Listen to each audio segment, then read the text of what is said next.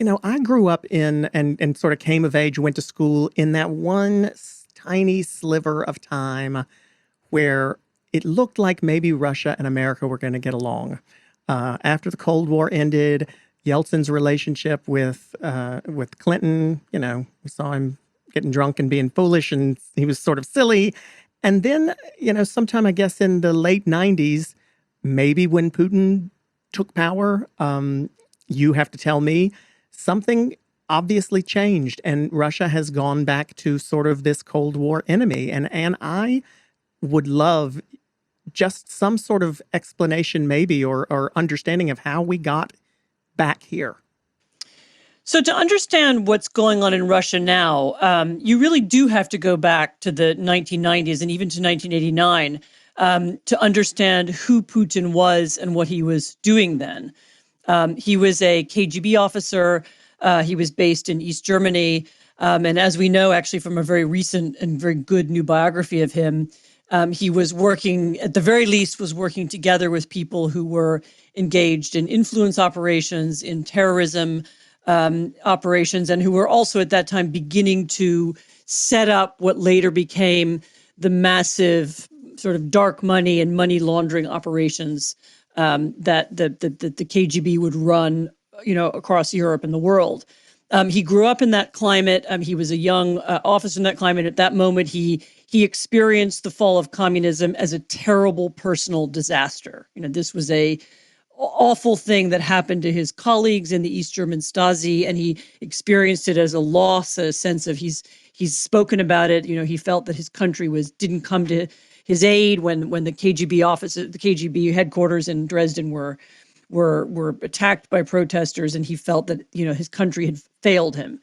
And with this sense of disappointment, he went back to Russia in the 90s, and very slowly, he and a generation of other KGB officers who were similarly disappointed of his age gradually used their connections, their money, the money they'd, in some cases, stolen from the country, laundered abroad, brought back into the country, used to buy property.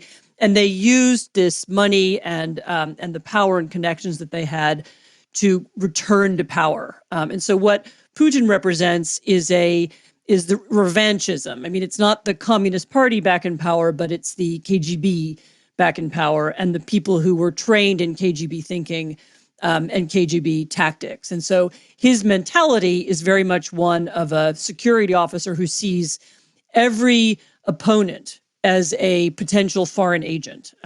He's not somebody who can understand democratic debate as involving two sides that may have an equal say. He can't understand the concept of a loyal opposition.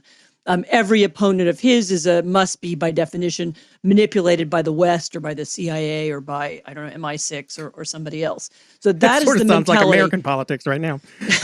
Well, that's the mentality that ran Russia.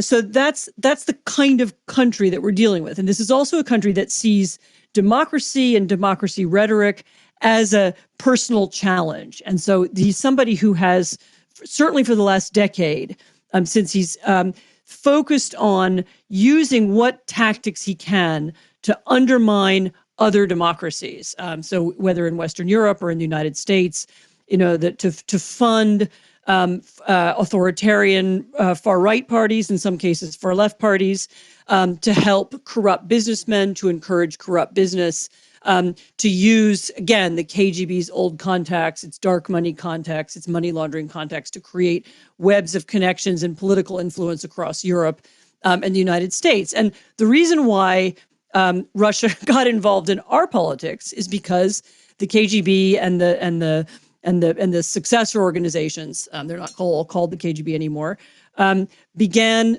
2 decades ago to cultivate people in our country as well, in the United States as well. And that meant business contacts. It meant, looking for money laundering opportunities. And one of the places that they found, one of the sort of big loopholes, one of the industries that they found easiest to get into was real estate, because you can own property in the United States and not have your name on it. You can own it through a series of shell companies. You don't have to prove where the money came from.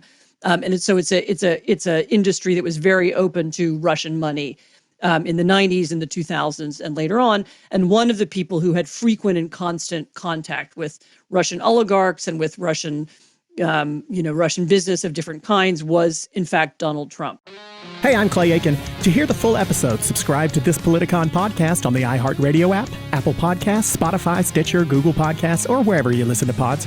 Please subscribe, rate, and review the show. Go to Politicon.com, follow @Politicon on social media, and listen to a new pod episode of How the Heck every Thursday.